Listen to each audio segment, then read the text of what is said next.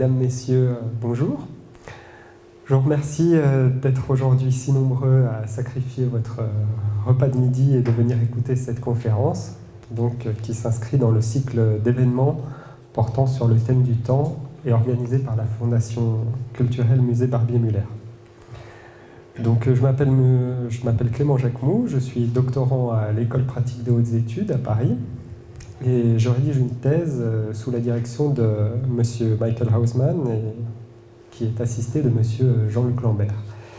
Mes recherches portent sur certains aspects culturels et religieux du peuple altaïen, donc qui est un peuple turc de Sibérie méridionale, et qui est le sujet du livre que la Fondation vient d'éditer. Avant d'aborder la présentation qui nous réunit aujourd'hui, je tiens à remercier chaleureusement Madame Matet et toute l'équipe de la Fondation culturelle et du musée Barbier-Muller de m'avoir soutenu financièrement et moralement dans l'aboutissement de ce projet qu'est le livre, et également de m'avoir invité à intervenir au cours de cette série d'événements accompagnant les nouvelles publications de la Fondation. Donc, comme nous le savons tous, le cycle de conférences proposé par la Fondation a pour thématique le temps, et ma présentation portera sur cet objet. Et je vous propose de l'aborder dans le contexte altaïen. Et donc, au cours de notre voyage chez ce peuple, nous marquerons quelques étapes qui nous permettront de comprendre au mieux la perception que ce peuple a pu avoir et a aujourd'hui de l'écoulement du temps. Donc tout d'abord, nous allons situer géographiquement les Altaïens et évoquer dans les grandes lignes leur mode de vie contemporain. Nous plongerons ensuite dans leur perception du temps, qui n'a pas toujours été homogène au cours de l'histoire. Nous verrons alors comment les différentes cérémonies rituelles, qui aujourd'hui ponctuent l'année comme la vie d'un individu, s'inscrivent dans une perception particulière du temps et qui se nourrit de diverses influences. Alors tout d'abord, localisons géographiquement les Altaïens.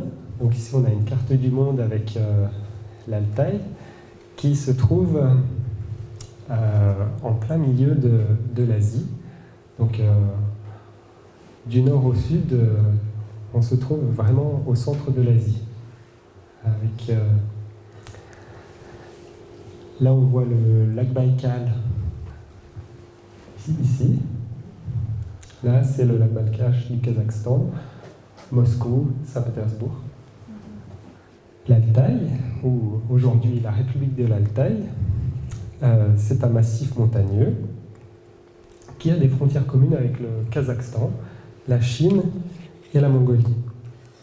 Donc l'altitude augmente au fur et à mesure qu'on descend vers le sud-est, et en particulier en empruntant cette route qui mène à la Mongolie. Les collines boisées font place à des vallées plus ou moins encaissées, puis à des pics vertigineux. Donc là j'ai quelques photographies. Il y a des montagnes à 4000 mètres, de grandes rivières. La Katoum, oui. Voilà, des grandes vallées profondes et vides, au pied des glaciers. Et plus on va vers le sud, plus on arrive vers une zone de steppe, d'altitude. Donc quand les montagnes s'ouvrent enfin, c'est à nouveau sur de vastes zones de steppe d'altitude qui sont les prémices du relief dénudé mongol. Donc non loin d'ici se trouve le point culminant de la Sibérie, qui s'appelle le pic Belouha et qui culmine à 4506 mètres. C'est à cause de ce relief, de ces paysages, qu'on a l'habitude de nommer l'Altaï en Russie la petite Suisse de Sibérie. Dans l'Altaï, la présence humaine est très ancienne, donc on retrouve des vestiges archéologiques qui datent des premiers hominidés. Aujourd'hui, c'est une petite république autonome au sein de la Fédération de Russie, d'une surface de 92 milliers de kilomètres carrés, donc soit 2 fois la taille de la Suisse, et qui est peuplé de 200 000 habitants. Seulement. Parmi ces habitants, 30% d'entre eux sont un petit peuple dont la langue appartient au groupe des langues turques et que les ethnologues désignent communément sous l'ethnonyme d'Altaïens. Donc, les Russes forment globalement les 2 autres tiers des habitants de cette république, qui ne possèdent qu'une seule ville, Gorno-Altaïsk, ici. Gorno-Altaïsk. Mais l'ethnonyme altaïen désigne en réalité 5 petits groupes ethniques, donc les Altaï Kiji, qui sont les plus nombreux et qui sont le sujet principal du livre qui a été édité. Il y a ensuite qui sont 67 000. Il y a aussi les Telengites, qui sont 3700 et quelques, les Komandines, 3000 personnes à peu près également, les Toubalars, qui sont à peu près 2000 personnes, et les Tchelkans, 1 millier de personnes. Donc, comme il est possible de le constater sur cette carte, ici, en vert, nous avons la zone d'habitation des Telengites, donc qui sont à peu près 3500 personnes, les Altaï Kiji, qui sont 67 000 personnes. Ici, ce sont les Toubalars. Ici, les Komandines et là, les Tchelkans. Donc, on peut les diviser entre Altaïens du Nord et Altaïens du Sud. Donc, jusqu'à la période soviétique, les Altaïens du Nord pouvaient posséder un petit cheptel d'animaux domestiques, mais ils tiraient principalement leurs ressources alimentaires de la chasse, donc notamment l'hiver et à ski, de la cueillette et de la pêche. Et les Altaïens du Sud, quant à eux, étaient principalement éleveurs. C'est encore le cas aujourd'hui. Donc, ils chassaient également, mais ce n'était pas là l'activité principale. Tous les peuples altaïens sont organisés en Seuk, qui est littéralement, veut dire os, et qui est le clan patrilinéaire. Donc, les membres de ce groupe, les personnes, se considèrent comme descendants d'un ancêtre mythique, souvent un animal, et en filiation patrilinéaire. Donc, ce qui veut dire que dans la société actuelle, tout le monde relève d'un clan et tous les biens se transmettent entre parents masculins de ce même clan, de père en fils. L'organisation sociale traditionnelle est en grande partie liée à leur vision du monde, animiste au sens large du terme, donc, qui est basée notamment sur l'idée que des esprits sont présents, au même titre que les hommes, dans le monde environnant. Des personnes qui savent quelque chose, qui en altaïen sont nommées Nemebilarkiji, donc la traduction littérale, personnes qui savent quelque chose, sont susceptibles d'interagir avec le monde invisible des esprits, et elles occupent une fonction de spécialiste religieux. Donc, le plus réputé de ces spécialistes religieux est le chaman, en altaïen Kam. Voilà, je suis désolé, ça coupe un peu ce que j'ai écrit. La seule mention du chaman ouvre tout un imaginaire en Sibérie, mais il n'est pas le seul personnage dans l'Altaï qui est supposé capable de faire le lien entre le monde des vivants et celui des esprits.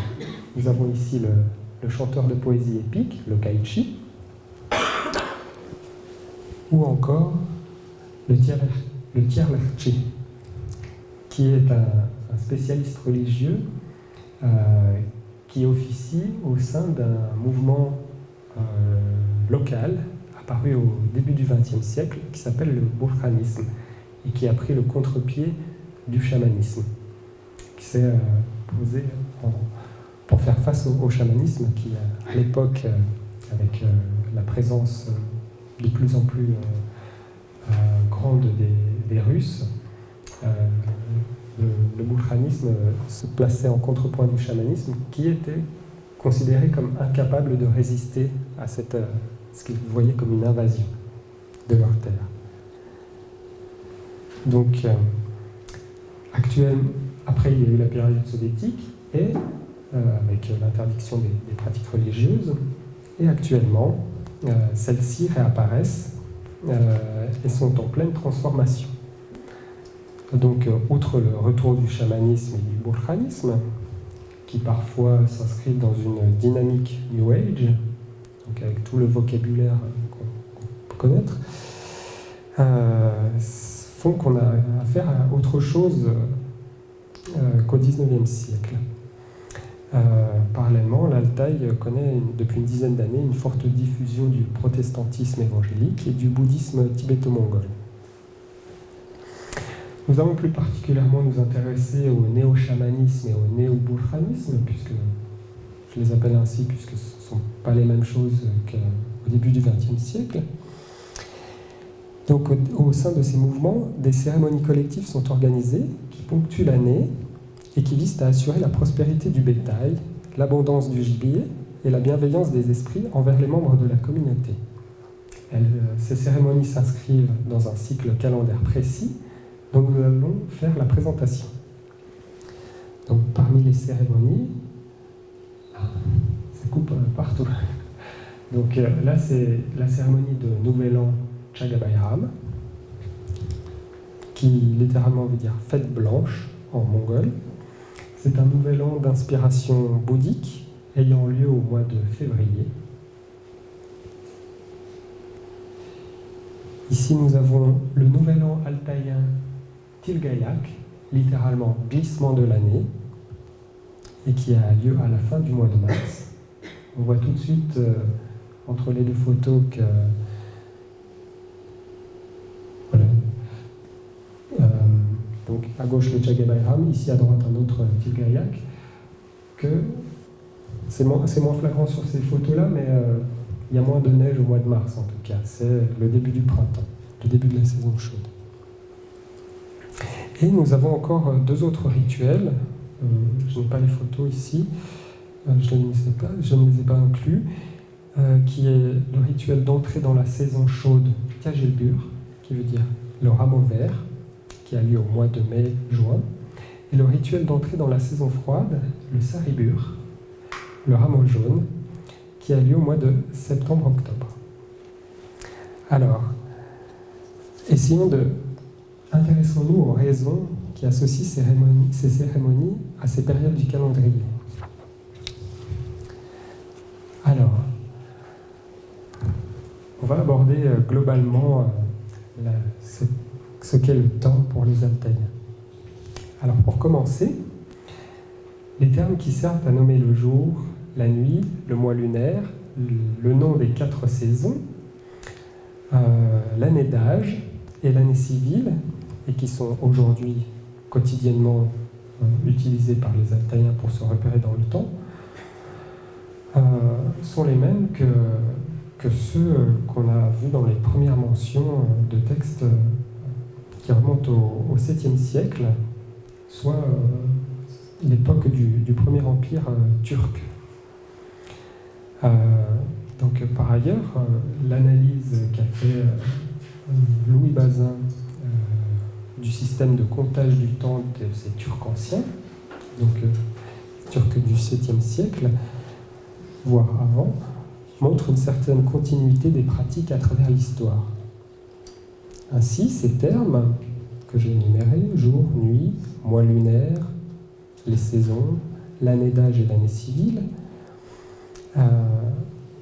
et la manière dont ils sont employés par les Altaïens contemporains dans leur vision du monde, leur rituel et l'organisation du quotidien, nous autorisent à supposer une certaine survivance de ces premiers calendriers turcs, et qui étaient des calendriers lunisolaires et naturistes, si on peut l'appeler ainsi.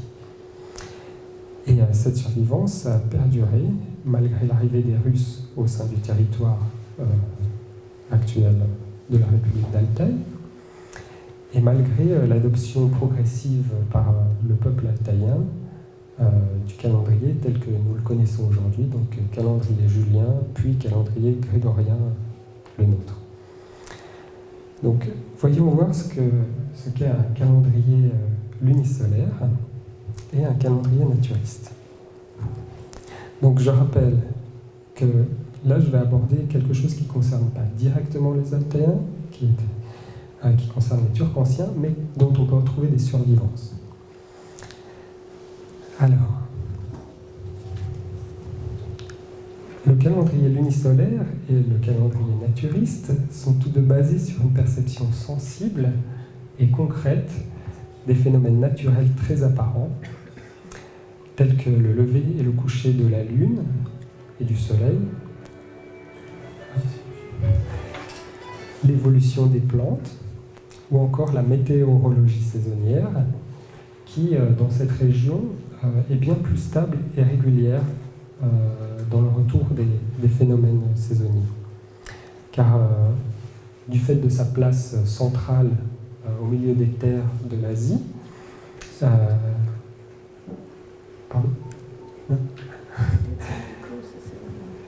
du fait de sa place centrale au milieu des terres de l'Asie, l'Altaï est moins soumis aux fluctuations capricieuses des masses d'air maritimes. Alors, le calendrier lunisolaire, c'est un calendrier qui se base sur l'observation des deux astres les plus visibles, le Soleil et la Lune, et qui, de par la fréquence et la régularité de leurs mouvements, permet de marquer le temps qui passe. Donc le Soleil qui se lève et se couche tous les jours, et qui en cela peut être perçu comme un nouveau soleil qui naît chaque matin. D'ailleurs, l'expression en altaïen, le soleil s'est levé, on peut dire, le soleil est né. Chikran Kun, c'est ainsi qu'on peut le dire, c'est ça. Sonse Fista, un peu de mal, ça. Une cherté. On retrouve cette racine de naître en altaïen également aujourd'hui. Merci. Donc, le soleil, de par ses mouvements, donne également la notion d'année.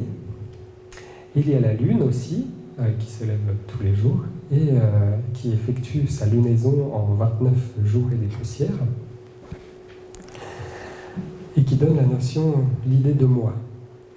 Le soleil est en altaïen, et plus largement dans les langues turques, nommé kun, donc ce qui veut dire également jour. La lune est appelée ay, et ce qui signifie également mois, dans quasiment toutes les langues turques, si ce n'est pas toutes. Donc on peut dire qu'on a là une perception du temps assez simpliste, qui permet de compter les jours, les mois et l'année, dans une certaine mesure. Mais les Turcs anciens ont également remarqué le retour régulier des saisons, donc en particulier du printemps, qui se nomme Tias en altaïen, et qui est marqué par le reverdissement des herbes. Donc ainsi, cette donnée formelle observable dans la nature, à laquelle allaient s'ajouter d'autres données, telles que l'arrivée de la saison chaude, l'arrivée de la saison froide, la période d'accouplement des animaux, qu'ils soient domestiques ou sauvages, les différentes périodes de nomadisme, puisqu'on suit beaucoup plus les animaux qu'ils ne nous suivent nous quand on nomadise. Donc tout cela allait donner naissance à un calendrier de plus grande ampleur que le calendrier lunisolaire, en fixant le retour des phénomènes à plusieurs mois d'intervalle, donc plus ou moins 12 mois, c'est-à-dire une année. Alors, voici le calendrier et le nom des mois en altaïen, et on voit qu'il a, dans une certaine mesure, gardé cette perception des phénomènes naturels. Donc, Chaganai, le mois blanc en langue mongole, le mois du mouflon, le mois de l'élan, le mois du bismartagon, le mois du coucou, de la petite chaleur, de la grosse chaleur, le mois du chevreuil d'automne, du cerf-maral, le mois du grand souffle, le mois du petit souffle et le mois du chevreuil d'hiver.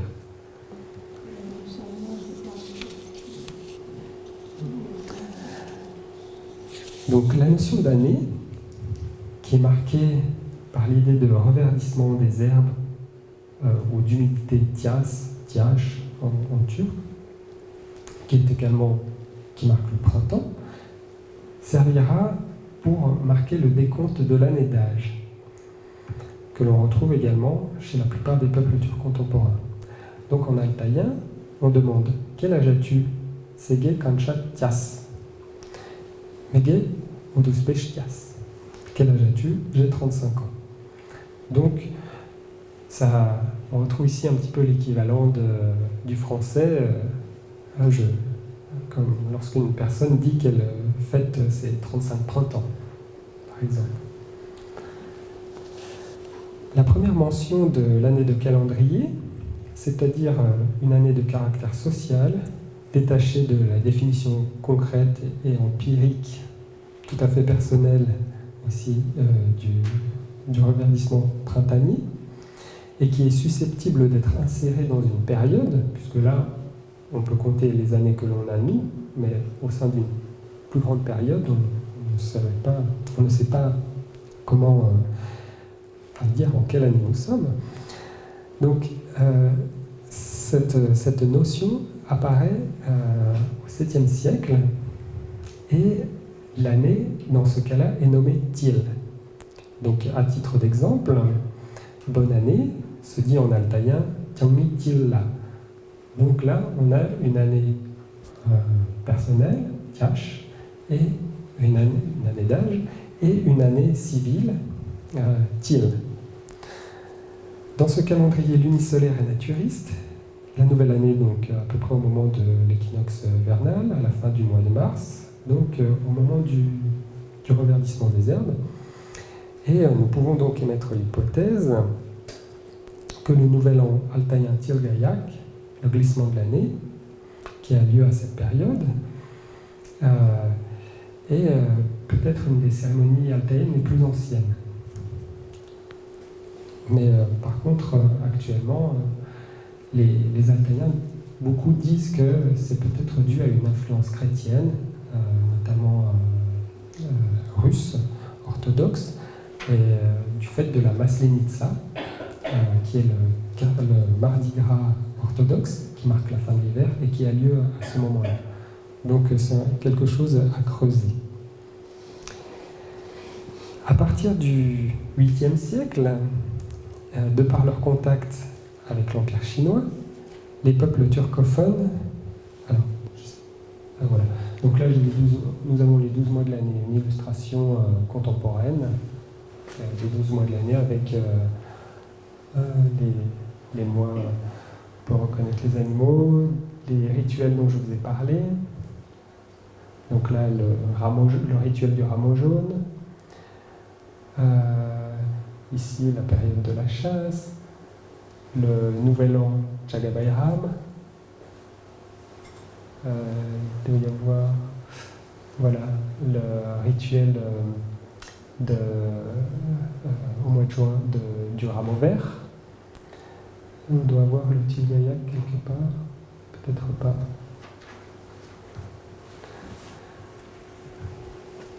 Donc, à partir du 8e siècle, je reprends, excusez-moi, de par leur contact avec l'Empire chinois, les peuples turcophones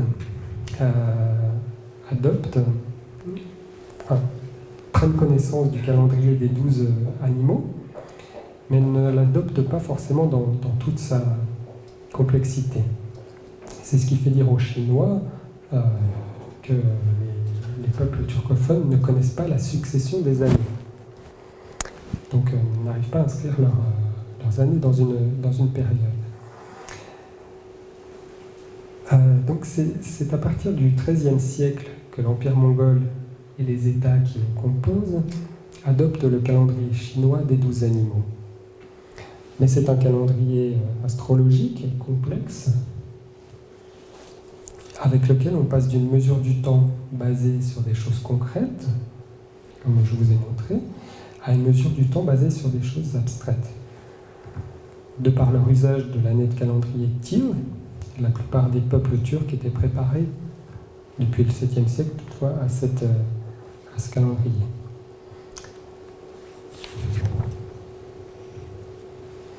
Et c'est ce calendrier qui restera en usage chez les peuples de l'Altaï jusqu'à l'arrivée des Russes au XVIIIe siècle et l'adoption du calendrier julien puis du calendrier grégorien.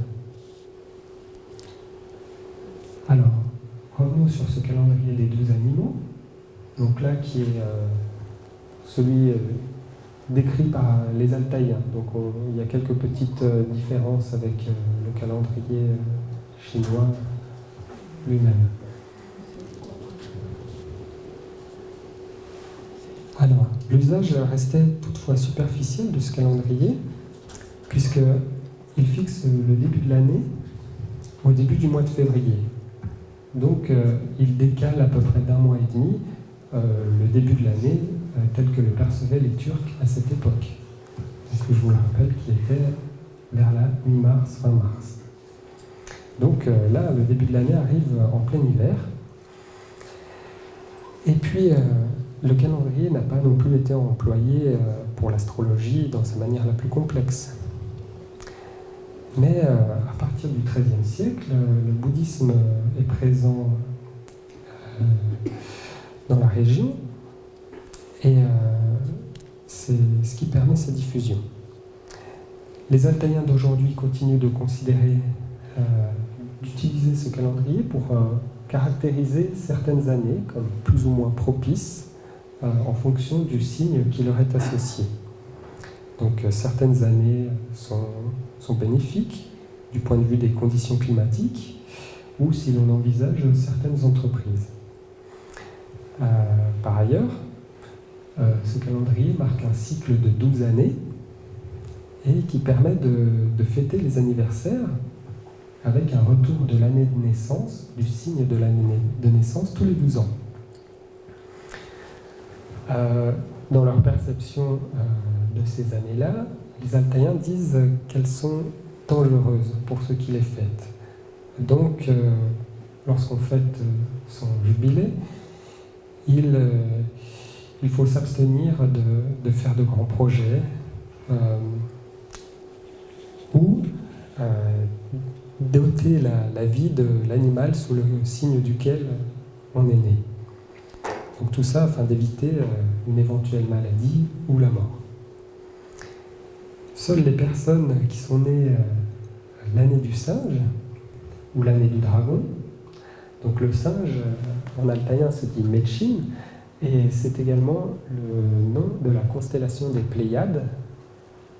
Et donc, comme le dragon, la constellation des Pléiades se trouve dans le ciel, et donc on ne risque rien. On peut tuer tous les animaux qu'on veut sans avoir de soucis à se faire à ce niveau-là. Alors qu'une personne née sous le signe du mouton, lors de son année d'anniversaire, devra absolument éviter de tuer un mouton. Donc, puisque c'est un aliment de base, il va falloir demander au voisin ou à quelqu'un de sa parentèle de mettre à mort le mouton. Et ça peut parfois même dépasser le cadre de l'année d'anniversaire. Ça peut être même tout au long de sa vie. Par ailleurs, avec ce retour des années anniversaires, le calendrier des 12 animaux a introduit l'idée de siècle, Chak, en altaïen. Donc c'est le nom de l'anniversaire des 60 ans, qui est l'équivalent de 5 cycles de 12 ans. Le terme de Chak est intéressant, car il peut être rapproché du nom du poteau auquel les Altaïens attachent les chevaux. Voilà une illustration du calendrier avec les différents animaux. Vous voyez qu'en altaïen, puisque Médechin veut dire constellation des Pléiades, on n'a pas un singe, mais une espèce de parapluie comme ça qui illustre cette année-là. Donc voici le poteau d'attache, Chaki, Chakri, où on attache les chevaux et qui est situé en face de la maison traditionnelle. Donc sur ce poteau figurent des cannelures, là, dont certains Altaïens disent qu'elles représentent le nombre de ses aïeux en ligne masculine que connaît le maître de maison. Idéalement, tout Altaïen doit connaître le nom de ses 7 aïeux qui l'ont précédé, et son poteau doit donc comporter 7 cannelures. Alors je ne sais pas combien on a. 2, 3, 4, 5, 6, 7. Ah, on est tombé sur un beau poteau qui illustre bien cela. Donc voilà, ce serait peut-être allié le Chaki, peut-être qu'il faudrait lier les cannelures au fait que chaque cannelure représente un siècle, soit une génération, puisqu'à partir de 60 ans également, on est censé déjà avoir rempli pas mal de choses dans sa vie. Mais c'est plus encore vrai lorsque une personne atteint 72 ans, donc, soit 6 cycles. Donc c'est à partir de ce moment-là qu'elle peut vraiment quitter la vie sans regret, ayant accompli tout ce qu'il est attendu d'un individu, c'est-à-dire avoir à l'arrière-petit-fils parmi sa parentèle, enfin chez soi. Excusez-moi, je bois.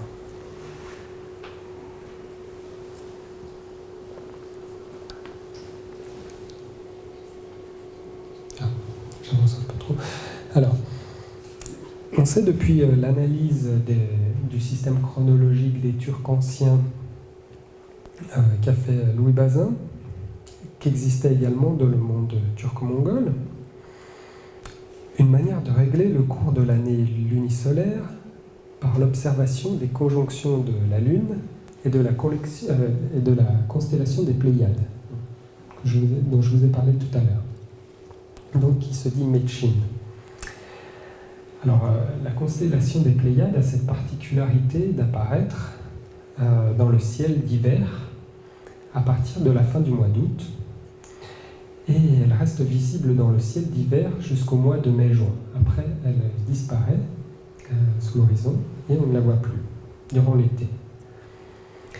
L'apparition de cette constellation dans le ciel caractérise donc l'entrée dans la saison froide, et elle se combine avec des signes naturels qui sont par exemple le jaunissement des feuilles. Et vous vous souvenez, je vous ai parlé de ce rituel des feuilles jaunes qui a lieu à peu près à cette période également et qui marque l'entrée dans la saison froide. Donc, d'ailleurs, la saison froide est marquée par un grand aléatoire dans ces régions des moyens de subsistance. C'est la période la plus redoutée et dont il faut se prémunir au mieux. Donc, l'apparition des Pléiades indique le début de la saison de la chasse et le moment où il faut faire des rituels pour essayer d'obtenir des esprits, la bienveillance et des conditions climatiques favorables. C'est également le moment, l'apparition des Pléiades, où on peut commencer à réciter des poésies épiques. Donc je reviens à notre ami le chanteur d'épopée que je vous ai montré tout à l'heure, le Kaichi, qui est un peu considéré comme une personne qui est un spécialiste religieux et qui est parfois considéré comme une personne aussi puissante que le chaman, du fait de sa capacité à attendrir les esprits pour obtenir justement une chasse fructueuse, des conditions climatiques bonnes pour l'hiver, pas trop froid. Donc c'est en tout cas, on retrouve cette manière de faire, ce début de la saison pour chanter les épopées, à partir de l'apparition des Pléiades, chez tous les peuples turcs du sud de la Sibérie. Donc qu'ils soient Altaïens, Khakas, leurs voisins, ou Tuva, encore leurs voisins. Alors, donc, je vais... les rituels dont j'ai parlé tout à l'heure qui caractérisent le reverdissement des feuilles à l'entrée de la saison chaude et le jaunissement des feuilles à l'entrée de la saison froide, les Athéens disent poétiquement que le rituel ouvre les oreilles de la terre au printemps et les ferme à l'arrivée de l'hiver.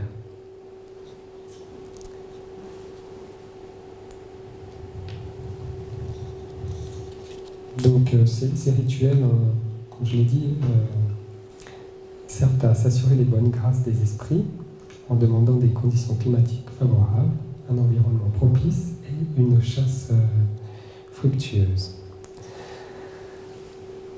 Donc, ça c'est un petit récapitulatif. Donc jusqu'à l'arrivée du calendrier julien,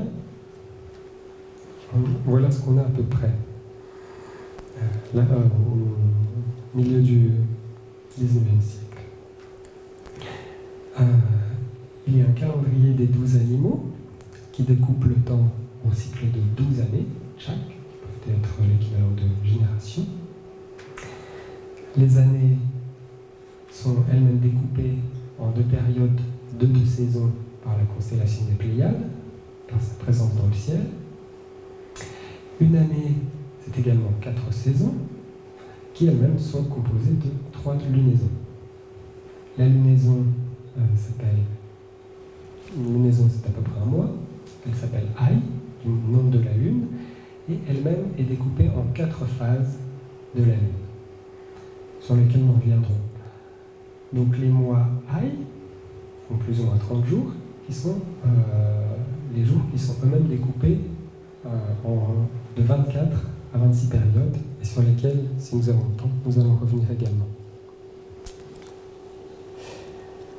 Vous remarquez qu'ici, je parle de 4 phases de la Lune, mais la notion de semaine est donc complètement étrangère à ce système de comptage du temps. Alors, ici nous avons un calendrier des activités. Voilà où il y a les rites collectifs qui apparaissent plus clairement sur celui-ci.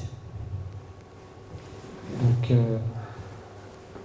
ici, nous avons le rituel du rameau jaune à l'entrée dans l'hiver. Ah, il est là. Septembre. Bon, ici, de fin juin à septembre, c'est l'été. Donc, le travail du feutre.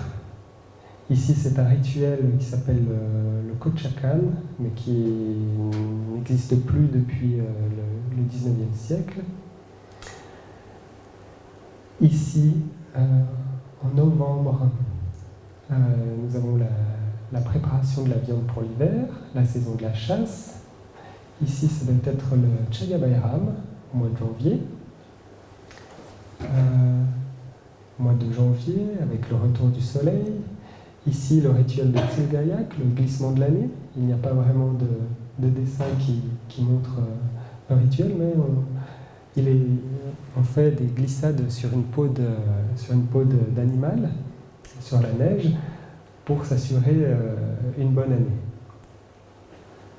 Ici, donc, il y a l'ouverture de la viande que nous avons préparée avant l'hiver, donc qui a été mise à l'extérieur, au froid, au congélateur naturel. Ici, c'est le retour des fleurs.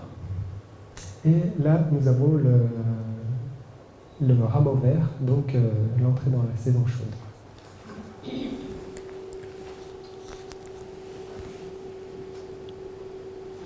Donc, voici les noms des différentes phases de la Lune. Donc, Aydin Kyanzi, la nouvelle Lune, donc qui sont les premiers et deuxièmes quartiers de la Lune montante. La pleine Lune, Aydin Ptolomée, composée elle-même de 3 phases. Aydin Eskizi, la vieille Lune littéralement, qui est la Lune descendante, et Aydin Arazi, donc qui est quand la Lune n'est pas visible, qui chez nous est appelée nouvelle Lune. Alors, lors des 2 premières phases de la Lune, lune montante, en tout cas la Lune montante et la pleine Lune, ainsi que les 2 premiers jours de la pleine Lune, ce sont les périodes les plus propices pour réaliser des rituels, qu'ils soient collectifs ou qu'ils concernent un individu, c'est-à-dire, par exemple, son mariage. Et du coup, c'est à cette période du mois que l'on organise tous les rituels. Par contre, la période de lune descendante est caractérisée par le vagabondage des esprits dans le monde des hommes.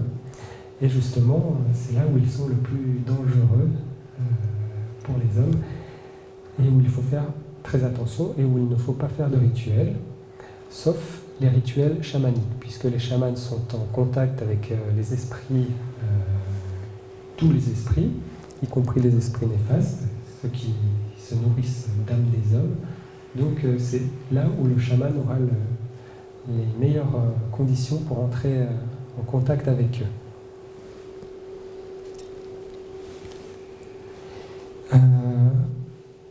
Et puis, pour terminer,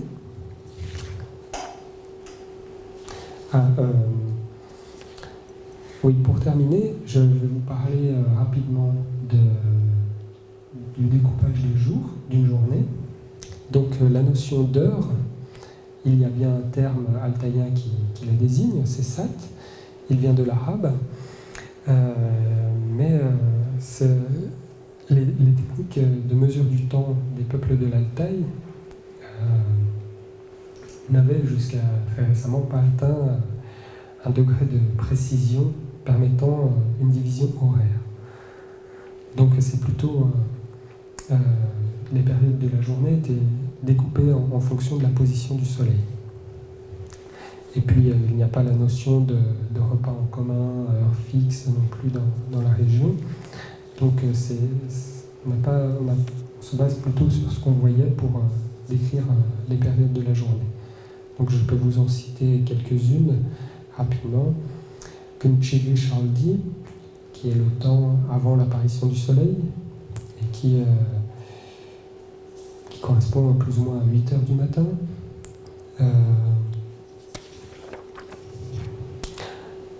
Taltush, qui signifie que le soleil est à son zénith, d'à peu près 13 heures. Armarchi Chachi, qui est 16 heures, et qui signifie... Armarchi, c'est le lasso qui sert à attraper les chevaux, donc c'est à peu près le moment où le soleil se trouve dans une position dans le ciel où on peut presque l'attraper avec un lasso. Voilà, donc il y a ce découpage du temps qui est assez approximatif. Il y a certaines périodes de la journée qui, comme les phases de la Lune, sont plus ou moins propices à l'accomplissement de choses, de rituels, ou plus ou moins néfastes. Donc tous les rituels dont je vous ai parlé ont lieu au moment du lever du soleil, très tôt le matin. Et par contre, tout ce qui concerne l'après-midi, voire le soir, c'est les moments où il ne faut rien entreprendre. Et par exemple, le soir, on ne sort pas la tête découverte, en tout cas pour les femmes. Elles se mettent un foulard sur la tête dès qu'elles vont à l'extérieur. Idem pour les enfants. Il ne faut pas les laisser jouer dehors au moment de ce qui s'appelle Kizlenir, le soir rouge, le moment du coucher du soleil, puisque c'est là où les esprits néfastes sont le plus actifs et peuvent s'emparer de l'âme d'un enfant. Donc les enfants rentrent à la maison et s'ils sont dehors, il ne faut surtout pas qu'ils s'appellent entre eux par leur nom, puisque les esprits peuvent entendre cela et c'est d'autant plus simple ensuite de s'emparer de leur âme. Également, le soleil n'est toujours bon pour l'homme. Il faut tenter de ne pas recevoir ces rayons directement sur soi à certaines périodes de la journée, donc par exemple le matin, à midi ou le soir. Et encore moins se laisser toucher par ces rayons dans la yourte lorsqu'il passe par le trou à fumer. Donc finalement, ce découpage de la journée montre également qu'il y a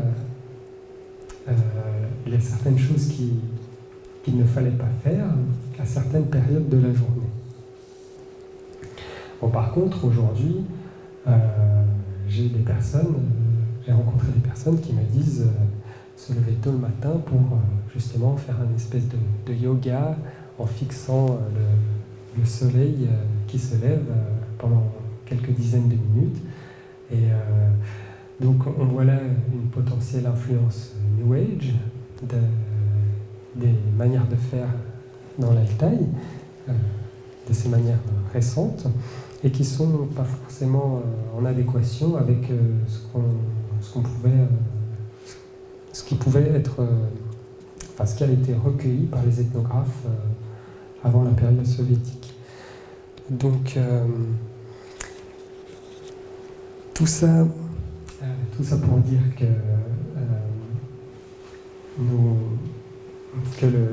les Altaïens ont quand même gardé, grâce à leur rituel, revenu au goût du jour aujourd'hui, une perception du temps basée sur ce qu'ils voyaient dans la nature, et que cette perception-là était assez rudimentaire, mais très efficace, et qu'elle répondait aux besoins d'une société dont la vie était immédiatement liée à celle des plantes et des animaux. Donc aujourd'hui, tout le monde a des montres, mais pour ces périodes, pour certains rituels, on fait toujours appel à cette perception du temps. Elle n'a pas forcément disparu. Donc voilà un rituel chamanique donc, qui se passe la nuit. Et c'est tout ce que j'avais à vous dire sur cette perception, cette mesure du temps chez les Altaïens. Merci beaucoup.